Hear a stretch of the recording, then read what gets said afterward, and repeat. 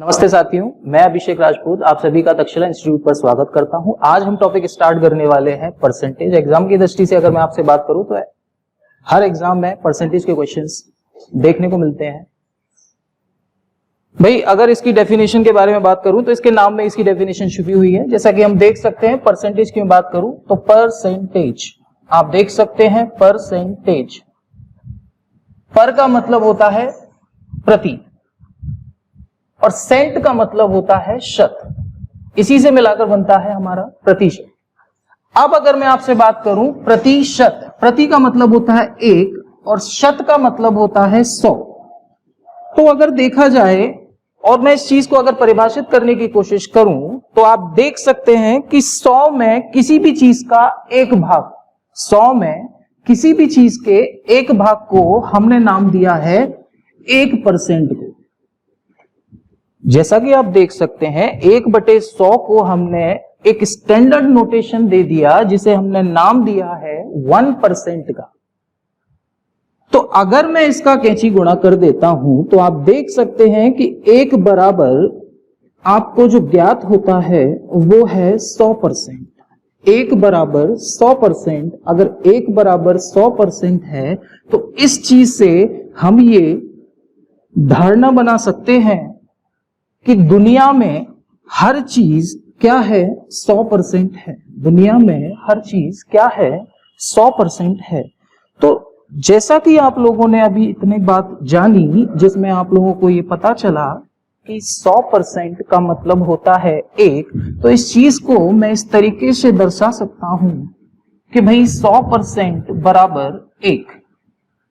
इसी तरह ये जो 100% है, इस 100% को हमने नाम दिया है प्रतिशत। और अगर इस एक के नीचे मैं एक लिख देता हूं तो इस चीज से कोई फर्क नहीं पड़ेगा। और जैसा कि आप जानते हैं ये चीज है एक भिन्न। तो यहां तक हमने ये बात जानी कि ये है प्रतिशत और ये है भिन्न। भाई बेसिकली अगर मैं आपसे बात करूं कि परसेंटेज में हमें किन किन बातों का ध्यान रखना चाहिए तो आप देख सकते हैं, और मैं आपको बताना चाहूंगा कि हम लोग जब परसेंटेज स्टार्ट कर रहे हैं तो परसेंटेज के केस में हम इन सारी बातों को ध्यान में रखेंगे। भाई 100% बराबर 1/1, जैसा कि मैंने आपको बताया प्रतिशत, और ये है भिन्न। भाई ये है प्रतिशत और ये है भिन्न। तो परसेंटेज का जो चैप्टर है वो दो इंपॉर्टेंट बातों पर निर्भर करता है। फर्स्ट वन, प्रतिशत से भिन्न परिवर्तन, और दूसरा है भिन्न से प्रतिशत में परिवर्तन। भाई अब अगर मैं आपसे बात करूं, इस बात को हम इस तरीके से भी समझ सकते हैं कि फॉर एग्जाम्पल, मैं एक एग्जाम्पल आप लोगों के सामने प्रदर्शित करना चाहूंगा। जैसे ये एक बॉक्स है। अब इस बॉक्स की अगर मैं आपसे बात करूं तो ये बॉक्स भरा हुआ है पानी से। ये हमने एक भाग मान लिया, ये 2 भाग, ये 3 भाग, और ये इसकी कैपेसिटी मान लो 5 लीटर। अब ये जो जार है, ये जो जार है, इसकी जो कैपेसिटी है वो हमने मान ली कितनी है भाई, 5 लीटर है। और अगर इस 5 लीटर में मैं अगर आपसे पूछूं कि इस 5 लीटर में ये कितना भरा हुआ है, ये कितना भरा हुआ है, तो आप कहेंगे कि सर कुल जो भाग है वो 5 है और उस 5 में ये 3 भाग भरा हुआ है। इस 5 में ये कितना भरा हुआ है, तो मैं कहूंगा कि भाई इस 5 लीटर में ये जो जार है ये 3 लीटर भरा हुआ है। भाई 5 में 3 भरा हुआ है, ये जो 5 है ये क्या दर्शा रहा है, ये 5 जो है ये कुल मात्रा को दर्शा रहा है। ये 5 जो है वो क्या दर्शा रहा है, कुल मात्रा को प्रदर्शित कर रहा है। यानी कि 5 में 3 भरा हुआ है, ये 3 क्या है, ये है भरी मात्रा। तो ये जो 3/5 निकल कर आया ये क्या है? ये है एक हमारी भिन्न। अच्छा, अब कुछ लोग कहेंगे कि भाई सर हमें नहीं आ रहा समझ में, आप हमें प्रतिशत में बताओ कितना भरा हुआ है। तो भाई इतनी सी बात जान लें कि किसी भी भिन्न को अगर आपको प्रतिशत में परिवर्तित करना है तो सिंपली आप क्या करेंगे, 100% यानी 100 का गुणा कर देंगे। भाई 3/5 में अगर मैं 100 का गुणा करूं तो आपको मिलेगा 60%। आप देख सकते हैं 5 से मैं 100 को कैंसिल कर देता हूं 20 बार, और 20 दिया होता है 60। यानी कि मैं ये भी कह सकता हूं कि ये जो जार है वो 3/5 भरा हुआ है। मैं ये भी कह सकता हूं कि ये जो जार है ये 60% भरा हुआ है। इस बात को हम और अच्छे से समझेंगे तो आप लोग जानेंगे कि अगर ये, मैंने आप लोगों को पहले भी कहा कि दुनिया में सब कुछ क्या है, दुनिया में सब कुछ क्या है भाई, 100% है। और अगर 100% इस जार की क्षमता है, इस रूम की कैपेसिटी है, दुनिया में हर चीज 100% है, और 100% में से अगर ये भरी मात्रा 60% है तो भाई खाली कितना है? मैं आपसे पूछूं खाली मात्रा कितनी है तो आप कहेंगे कि भैया 40% ये खाली है, यानी हो गई ना 100% मात्रा। ठीक है भाई, तो उम्मीद है यहां तक बात आप लोग समझ पा रहे होंगे। ये मेरी पहली क्लास है तो कुछ गलती हो तो कृपया करके माफ करिएगा।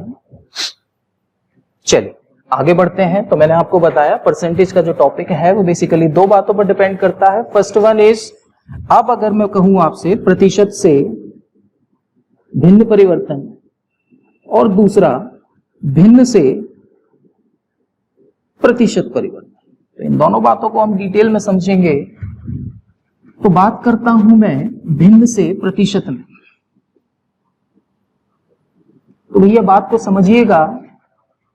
सबसे पहले जैसा कि मैंने आपको बताया कि 100 का जो एक भाग होता है उसे हमने नाम दिया है 1%। इसका अर्थ क्या हुआ? इसका अर्थ ये हुआ कि 1 बराबर 100%। भाई 1 बराबर अगर 100% है तो मैं आपसे कहूं कि भैया बता दो 1/2 बराबर कितना होगा। तो बात को समझिए जरा, 1/2, और मैंने आपको बताया ये जो भाग है ये भिन्न है। ये क्या है भाई? ये भिन्न है। और मैं कह रहा हूं आपसे कि 1/2 का मतलब क्या होगा प्रतिशत में। तो सीधी सी बात आप जान लें, जब भी आप भिन्न से प्रतिशत में परिवर्तित करेंगे, मैं फिर से कह देता हूं कि जब भी आप भिन्न से प्रतिशत में परिवर्तित करेंगे तो भैया आपको सबसे पहला काम जो करना है वो 100 का गुणा करना है और प्रतिशत का चिन्ह लगाना है। यानी कि 1/2 गुणा 100, और इसे सॉल्व करने पर आपको प्राप्त होगा 50%। यानी कि 1/2 किसके बराबर है? 50% के बराबर है। यानी कि 1/2 किसके बराबर है? 50% के बराबर है। अगर 1/2 का मान 50% के बराबर है, इस चीज को आप इस तरीके से भी समझ सकते हो।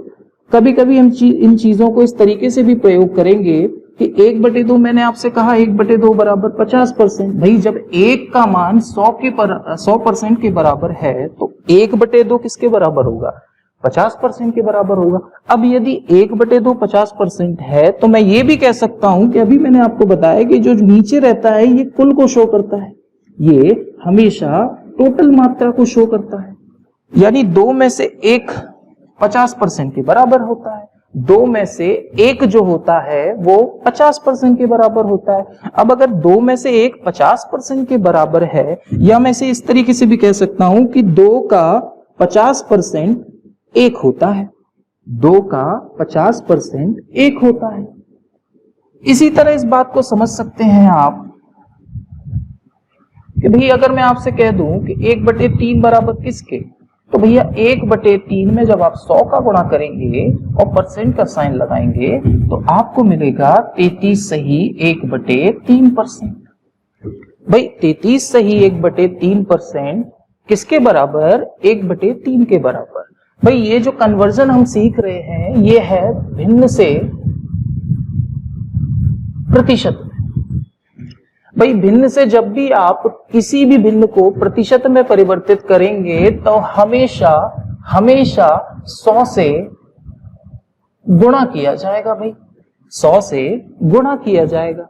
अब अगर मुझे 1/3 को प्रतिशत में परिवर्तित करना है तो 1/3 में 100 का गुणा किया 33 से 1/3% मुझे क्या प्राप्त हुआ, प्रतिशत रूप प्राप्त हुआ। इसी तरह आगे बढ़ेंगे इसी क्रम में, तो 1/4 की अगर मैं वैल्यू पूछूं आपसे तो 1/4 गुणा अगर आप 100% करते हैं तो आपको मिलेगा 25%।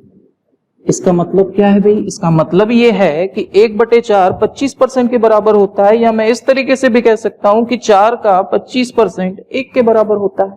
4 का 25% 1 के बराबर होता है। अगर 4 का 25% 1 के बराबर है तो भैया 1/5, तो इसी तरह 1/5 का मान अगर मैं आपसे पूछूं तो 1/5 वही चीज अगेन रिपीट करेंगे, 100 गुणा परसेंट का साइन लगाएंगे, 1/5 गुणा 100 की बात करते हैं तो मिलेगा आपको 20%। तो 1/5 बराबर 20%। तो इसी तरह हमने कुछ फ्रैक्शंस बेसिक रूप से लिख रखे हैं जो बेसिक परसेंटेज एग्जाम के पॉइंट ऑफ व्यू से बहुत ही जरूरी है। ऐसा नहीं है इनके बिना काम नहीं चलेगा, बट अगर ये याद होंगे तो आपको कैलकुलेशंस करने में आसानी होगी। इसके बिना भी हम इन चीजों को सॉल्व कर सकेंगे, बट फर्क सिर्फ इतना पड़ेगा कि आप और अन्य विद्यार्थियों की अपेक्षा ज्यादा समय लेंगे। तो अब अगर मैं बात करूं तो कुछ बेसिक मूलभूत प्रतिशत भिन्नें हैं जो मैंने यहां लिख रखी हैं, जो एग्जाम में मोस्ट ऑफ टाइम आपको देखने को मिलती हैं। ऐसा नहीं है सिर्फ यही आती है, एग्जाम में कई तरह की भिन्नें आपको देखने को मिलेंगी, बट इतनी सारी भिन्नों को याद कर पाना तो इम्पॉसिबल है। तो जो अक्सर एग्जाम में पूछी जाती है मैंने वो कुछ आप लोगों के सामने लिख दी है। जिस किसी को भी जिसमें भी प्रॉब्लम हो वो मुझसे कमेंट सेक्शन में पूछ सकता है, कोई दिक्कत नहीं है। चलिए आगे बढ़ते हैं इसी क्रम में। तो भाई बात को समझते हैं जरा ध्यान से।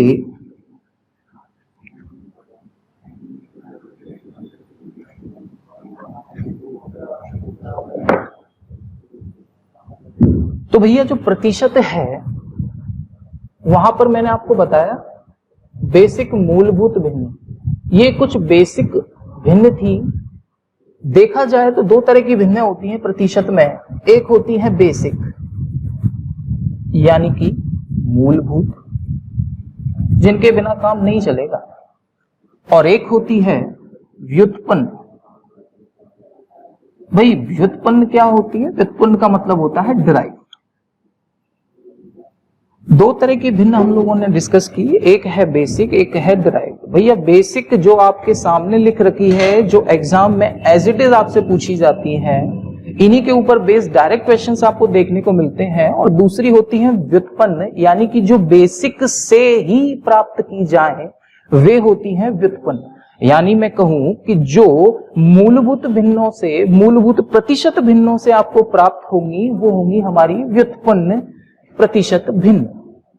तो भैया अब अगर मैं आपसे बात करूं कि व्युत्पन्न का एग्जाम्पल तो दो सर, तो भैया एग्जाम्पल की अगर मैं आपसे बात करूं तो जैसे आप लोग जानते हैं कि 1/4 बराबर किसके, तो 1/4 का मान जो होगा वो हम फिर से सीखते हैं। 1/4 भैया भिन्न को प्रतिशत में बदलना है, 100 का गुणा कर दीजिए, 1% का साइन लगा दीजिए, 1/4 गुणा 100 काटेंगे, कितना मिलेगा आपको भैया? 25%। यानी 1/4 का मान 25% के बराबर है। तो ये रही हमारी भिन्न, ये रहा 25%। देखिए अब अगर आपको ये याद होती तो आप डायरेक्ट 1/4 का मान 25% के बराबर लिख देते, लेकिन अगर नहीं है याद तो आप क्या करेंगे? 1/4 गुणा 100% कर देंगे, भैया आपको प्राप्त हो जाएगा 25%। तो यहाँ जो ये प्रोसेस है इसमें आपको ज्यादा नहीं 2 से 3 सेकंड तो आपके वेस्ट होंगे। भाई अगर याद होगी आपको तो आप इस समय को अपना प्रयोग करके आगे एग्जाम में और क्वेश्चंस में भी दिमाग लगा सकते हैं। तो बात करता हूं मैं 1/4 बराबर 1/4 गुणा 100 25%, यानी 1/4 का मान जो है वो 25% के बराबर है। अब अगर 1/4 का मान 25% के बराबर है तो मैं आपसे कहूं कि कृपया करके सर बताइए 3/4 किसके बराबर होगा। तो 3/4 किसके बराबर होगा। प्रॉब्लम ये है कि 3/4 हमें कैसे पता होगा। हमने तो याद की है कि सर ने बताया भैया 1/4 का मान 25% के बराबर होता है। अब अगर 1/4 25% के बराबर है तो मैं आपसे पूछ रहा हूं कि 3/4 कितना होगा। तो क्या इस 3/4 को मैं 3 गुणा 1/4 नहीं लिख सकता। भाई 3 गुणा 1/4 मतलब ये 3 गुणा 1/4 का मान अभी मैंने आपको बताया कितना होता है भैया 25%। तो 3 गुणा 25% यानी कि कितना मिला आपको ये 75%। यानी 1/4 25% के अगर बराबर है तो 3/4 75% के बराबर होगा। सिंपल सी बात है भाई। तो ये जो थी ये हमारी बेसिक यानी मूलभूत भिन्न थी, और इसी की मदद से जब हमने 3/4 का मान प्राप्त किया तो ये जो हमें निकल कर आई, इस भिन्न को हमने नाम दिया है व्युत्पन्न प्रतिशत भिन्न का। इसी क्रम में मैं और कुछ बातें आपको बताना चाहूंगा। जैसे फॉर एग्जाम्पल आप इस बात को इस तरीके से भी समझ सकते हैं कि भैया अगर आपको किसी भी प्रतिशत को भिन्न में परिवर्तित करना है तो आप क्या करेंगे। तो आप सीधे सीधे 100 से भाग लगा देंगे। जैसे अगर मैं आपसे कह रहा हूं कि भैया 25% क्या होता है, तो 25% का भिन्न में मान कितना होगा सर बताइए जरा। तो क्या करेंगे आप। तो भैया प्रतिशत का साइन आप हटाते हैं जब भी, या प्रतिशत से भिन्न में जब भी परिवर्तित करते हैं तो हमेशा 100 से भाग दिया जाता है। तो 25 एकम 25 और 25 चौक 100, यानी कि 1/4 जो मिला आपको ये इस 25% का भिन्नात्मक मान है। ये जो है ये प्रतिशत मान है, ये प्रतिशत मान है, और ये जो है ये भिन्नात्मक मान है या भिन्नात्मक मान है। उम्मीद है आप लोग इस बात को समझ पा रहे होंगे। आगे बढ़ते हैं इसी क्रम में। तो मैं आपसे कहूं कि जिस तरह 1/5 का मान मैंने अभी आपको बताया 1/5 20% के बराबर होता है, तो क्या हम 3/5 नहीं बता सकते भाई। जब 1/5 20% के बराबर है तो 3/5 का मान बता दीजिए। तो 3/5 क्या होगा 1/5 का 3 गुना, 1/5 का 3 गुना। नहीं समझ पा रहे तो भैया इस तरीके से समझिए कि क्या मैं इस 3/5 को 3 गुणा 1/5 नहीं लिख सकता। और अभी मैंने आपको बताया कि 3 गुणा 1/5 मतलब कितना 20%। अब 1/5 अगर 20% है तो भैया 3 गुणा 20% अगर आप करते हैं तो आपको क्या मिलेगा 60%। यानी कि 3/5 का मान किसके बराबर होता है 60%। ये थी हमारी मूलभूत भिन्न, और ये जो हमें प्राप्त हुई 3/5 किसकी मदद से, मूलभूत भिन्न की मदद से। तो ये क्या है व्युत्पन्न प्रतिशत भिन्न। देखिए मैं इन चीजों को आपको इसीलिए पढ़ा रहा हूं क्योंकि बिना इनके आपके पूरे चैप्टर्स में काम नहीं चलने वाला। अगर एग्जाम के पॉइंट ऑफ व्यू से बात करूं या मैं मैथ्स की बात करूं तो मैथ्स का करीब 20 to 30% पार्ट जो है वो प्रतिशत कवर करता है। बेसिकली देखा जाए तो आज हमने जो शुरुआत की है वो प्रतिशत फैमिली की शुरुआत की है। इसके अंतर्गत बेसिकली 4 चैप्टर हम लोग पढ़ने वाले हैं।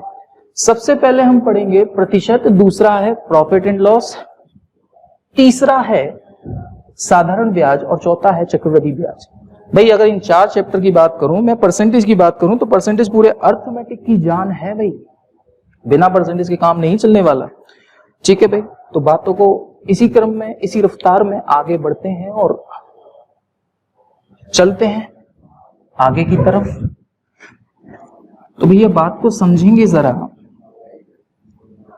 जैसे अब अगर मैं आपसे कहूं कि 4/7 किसके बराबर होता है, तो आप डायरेक्टली सोच में पड़ जाएंगे भाई कि 4/7 का क्या किया जाए, 4/7 का परसेंटेज तो सर ने बताया भी नहीं है। तो भाई मैंने आपको भी बताई ये मूलभूत प्रतिशत भिन्न है, इतनी तो आपको मस्ट कंपलसरी है, इतनी तो आपको एटलीस्ट याद होनी चाहिए, इसके बिना काम नहीं चलने वाला भाई। तो बात को समझिए जरा, 4/7 का मुझे मान बताना है प्रतिशत में कितना होगा, तो मैंने अभी आपको बताया कि भिन्न से प्रतिशत में अगर आप परिवर्तित करते हैं तो 100 का गुणा कर दो भाई। अगर आपको याद नहीं है तो आप क्या करेंगे, तो आप कुछ नहीं करेंगे, आप सीधे इसमें 4/7 में 100 का गुणा कर देंगे। और यदि आपको नहीं पता, या फिर मैं आपसे कहूं कि यदि आपको याद होता कि सर ने कुछ ऐसा ही बताया था कि 4 गुणा 1/7, और 1/7 की फ्रैक्शन अभी मैंने बताई आपको, 1/7 की फ्रैक्शन जो होती है वो होती है 14 से 2/7। अब 1/7 की जो वैल्यू है वो 14 से 2/7 के बराबर है, तो इसे मैं क्या इस तरीके से नहीं लिख सकता। और आप पाएंगे कि 4 गुणा 14 से 2/7 मतलब 4 गुणा 14 प्लस 2/7, तो 14 चौक हो गया भैया 56 प्लस 4 दूनी हो गया 8/7, तो ये हो गया 56 प्लस 8/7 को मैं क्या लिख सकता हूं, तो 8/7 का मतलब 1 प्लस 1/7, तो 56 और 1 हुआ हमारा 57 प्लस 1/7, जिसे हम लिख सकते हैं 57 सही 1/7%। अब आप देख सकते हैं कि मुझे यहां से यहां तक आने में कितनी भारी मेहनत करनी पड़ी, जबकि अगर आपको याद होता कि भैया 4 गुणा 14 से 2/7, 1/7 की जो फ्रैक्शन होती है वो होती है 14 से 2/7%। देखिए आपको याद करने की कोई जरूरत नहीं है, इस बात की गारंटी मैं लेता हूं कि आने वाले क्वेश्चंस में टाइप वाइज भी हम क्वेश्चंस डिस्कस करेंगे, एग्जाम के क्वेश्चंस भी डिस्कस करेंगे, और जो हाल ही में 2 से 3 सालों में जो आपके एग्जाम पेपर हुए हैं उन सारे एग्जाम के क्वेश्चंस मैं आपके लिए यहां पर इस माध्यम के थ्रू प्रस्तुत करूंगा। तो आपको टेंशन लेने की कोई आवश्यकता नहीं है, बेफिक्र रहिए, एंजॉय कीजिए और देखिए इस तरीके से हम आगे बढ़ेंगे। तो सबसे पहले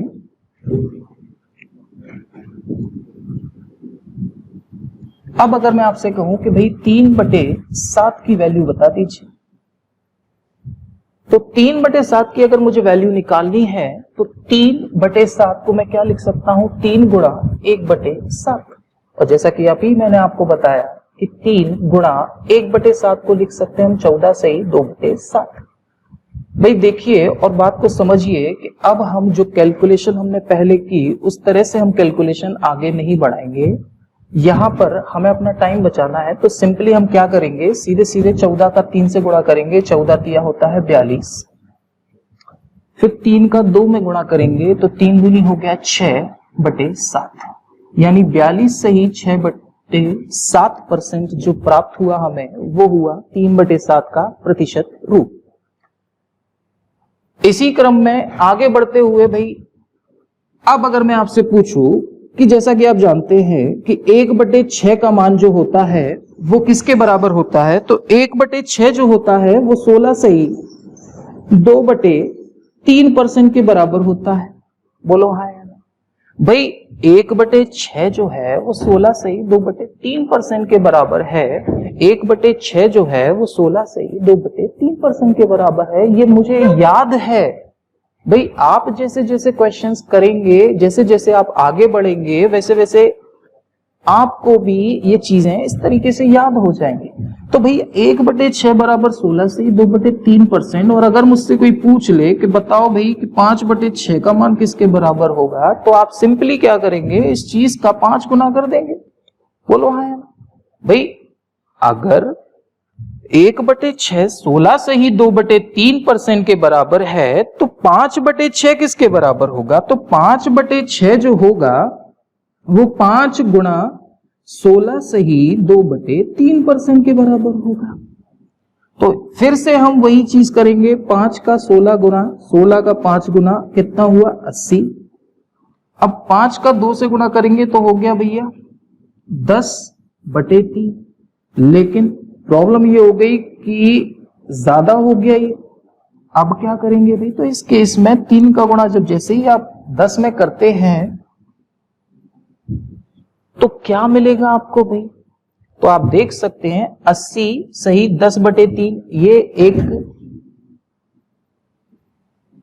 प्रॉपर फॉर्म नहीं है। तो उस कंडीशन में 3 का 10 में भाग देंगे तो 3 बार भाग जाएगा, तो 80 और 3 हो गए हमारे 83 सही 1/3%। देखिए डायरेक्ट करेंगे ज्यादा अच्छा रहेगा, टाइम बचेगा, और मैं आपके सामने वो क्वेश्चंस लाऊंगा जिनमें इन बेसिक सी बातों का प्रयोग किया गया होगा। अब सिंपली अगर मैं आपसे बात करूं कि एक क्वेश्चन भी बता दो सर, क्वेश्चन कैसे पूछे जाते हैं, तो भैया अगर मैं क्वेश्चंस आप लोगों के सामने रखता हूं तो विश्वास मानिए काफी ज्यादा प्रॉब्लम होने वाली है अगर आपको ये फ्रैक्शन याद नहीं है तो।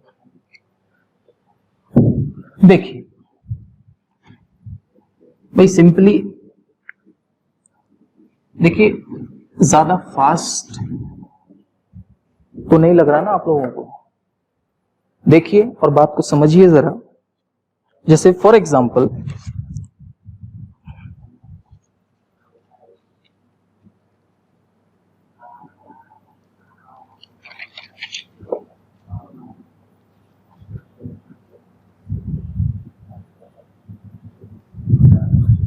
जैसे अगर मुझसे कोई पूछता है कि भैया 3/8 की प्रतिशत भिन्न बता दीजिए, तो 3/8 की अगर मुझे प्रतिशत भिन्न बतानी है तो आप देखेंगे कि 1/8 जो होता है वो 12 सही 1/2% के बराबर है। अगर ये 12 सही 1/2% के बराबर है तो भैया क्या इसे मैं 3 गुणा 1/8 नहीं लिख सकता? और 3 गुणा 1/8 का मतलब क्या हुआ, 3 गुणा 12 सही 1/2%। अब 3 गुणा 12 सही 1/2% अगर ये है तो आप इसका गुणा करेंगे तो होता है 12 36 और 3/2, और 3 में 2 का भाग देंगे तो एक बार भाग भी चला जाएगा। या इस बात को ऐसे भी समझ सकते हो, 3 गुणा इस 12 सही 1/2 को क्या मैं 12 + 1/2 नहीं लिख सकता? तो 3 का गुणा अगर 12 से किया जाएगा तो हो जाएगा भैया 36 प्लस 3 का गुणा 1/2 से करेंगे तो हो जाएगा 3/2 और बाहर परसेंटेज एज इट इज। अब आप देखेंगे तो 36 प्लस 3/2, भाई 3/2 का मतलब 3 में 2 का भाग देना है, 3 में 2 का भाग देना है भैया, 3 में 2, 3 का आधा, 3 का आधा, 3 का आधा कितना होगा 1.5, और 36 में अगर 1.5 को जोड़ा जाएगा तो कितना हो जाएगा भैया 37.5%। यानी कि 3/8 का जो मान होता है वो 37.5 या 37 सही 1/2 लिख सकता हूं भाई। 0.5 का मतलब क्या होता है आधा, आधा मतलब या तो 1/2 लिख दो या 0.5 लिख दो, कोई फर्क नहीं पड़ेगा। चलिए भाई, ज्यादा फास्ट जाने की वजह यह है कि मैं चाह रहा हूं कि इसी क्लास में आप लोगों का ये बेसिक सा पार्ट कंप्लीट हो जाए, जिससे हम नेक्स्ट क्लास में जब भी मिलें तो हम सीधे क्वेश्चंस की बात करें। चलिए आगे बढ़ते हैं, एक और एग्जांपल लेता हूं।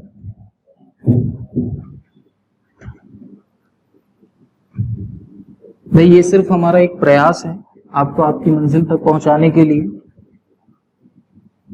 चलिए भाई आगे बढ़ते हैं। तो फॉर एग्जाम्पल अब अगर मैं आपसे कहूं कि 1/9 किसके बराबर होता है, तो आप कहेंगे सर 1/9 तो अभी आपने बताया, भाई 1/9 की बात कर रहे हैं तो 11 सही 1/9 के बराबर होता है, बोलो है।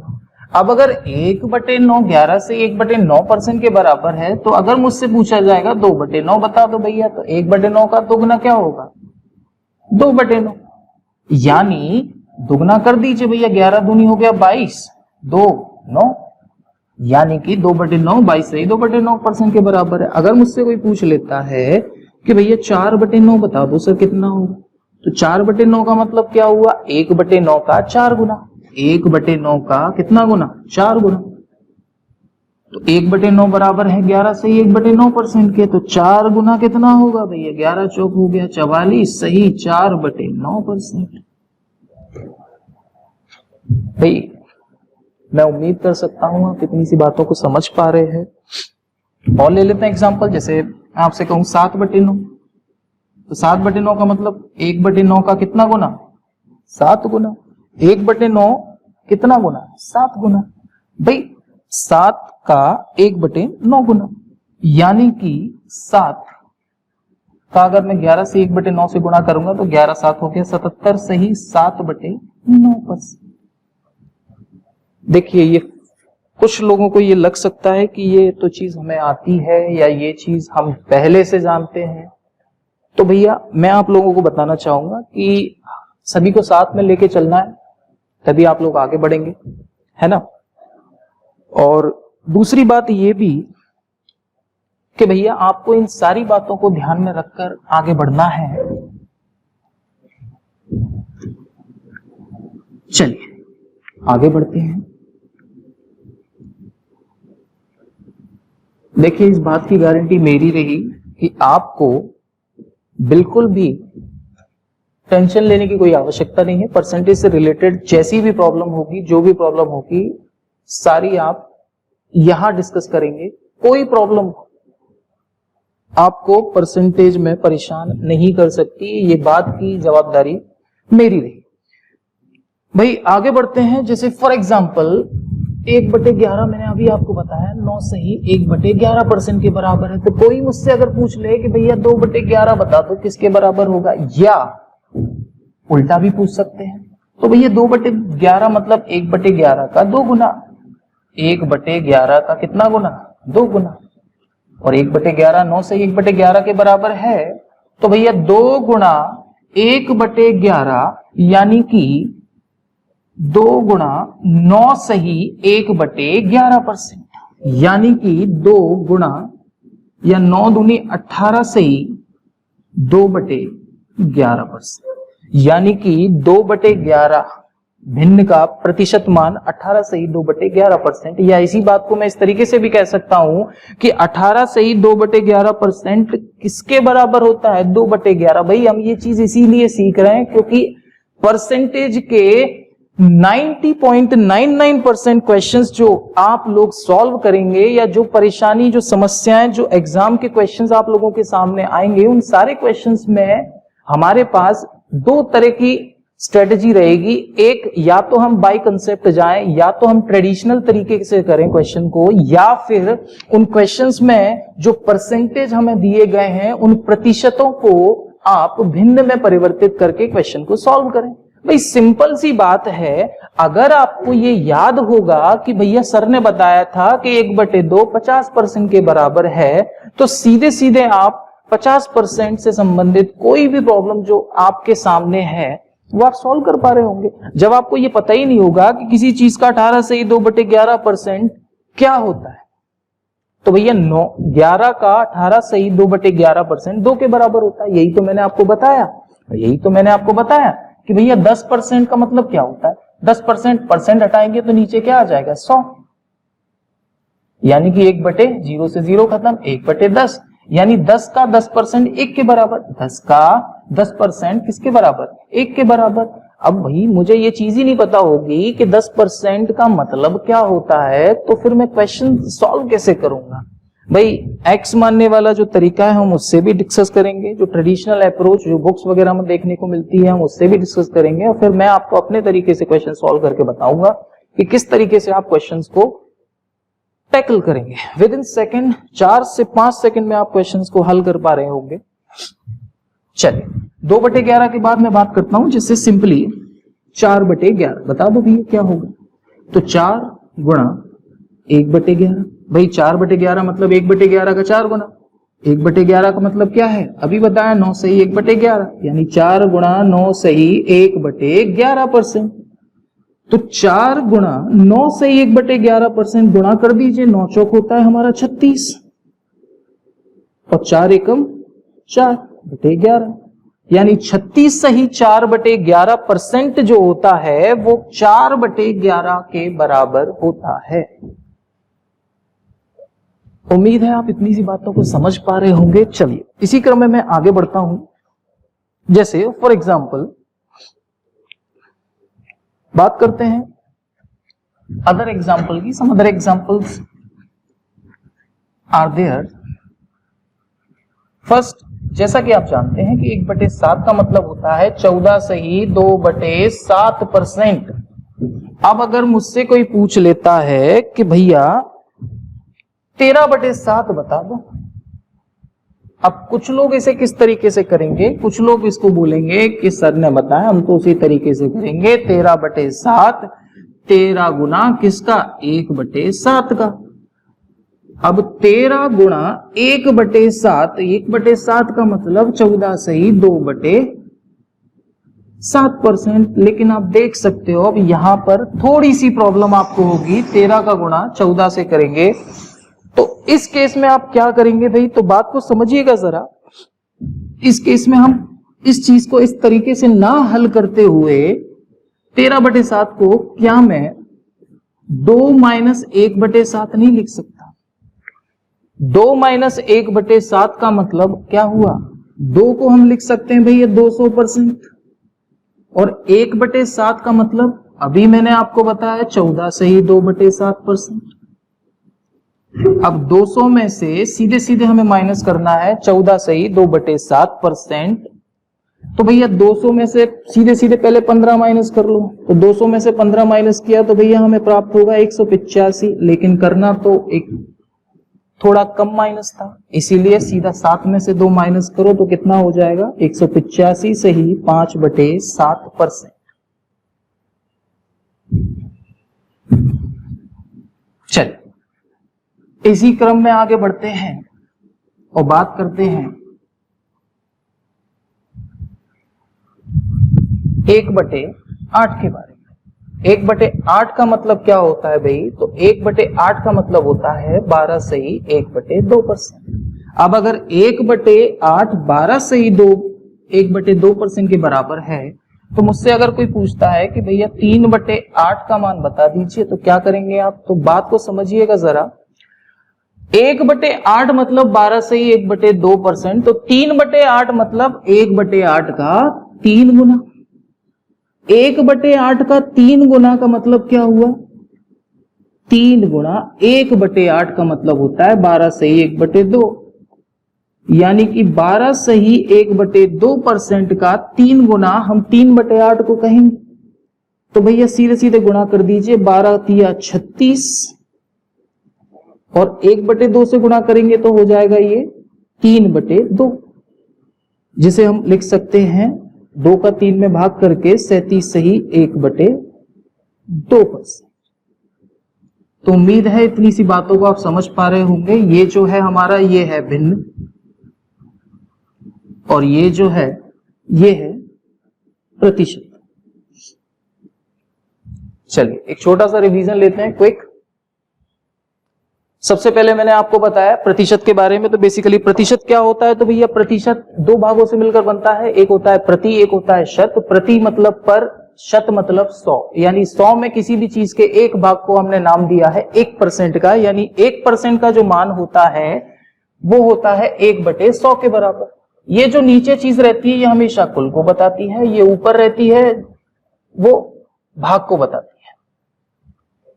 अब अगर 1% 1/100 के बराबर है, तो भैया 100% किसके बराबर होगा, 1 के बराबर होगा। यानी मैंने आपको बात बताई, दुनिया में सब कुछ क्या है, 100% है। दुनिया में सब कुछ क्या है भाई, 100% है। अगर 100% का मान 1 के बराबर है, तो अगर मुझसे कोई पूछता है 2 का मान, तो हम कहेंगे 200% के बराबर होगा भाई। 3 का मान 300% के बराबर होगा। 4 का मान 400% के बराबर होगा।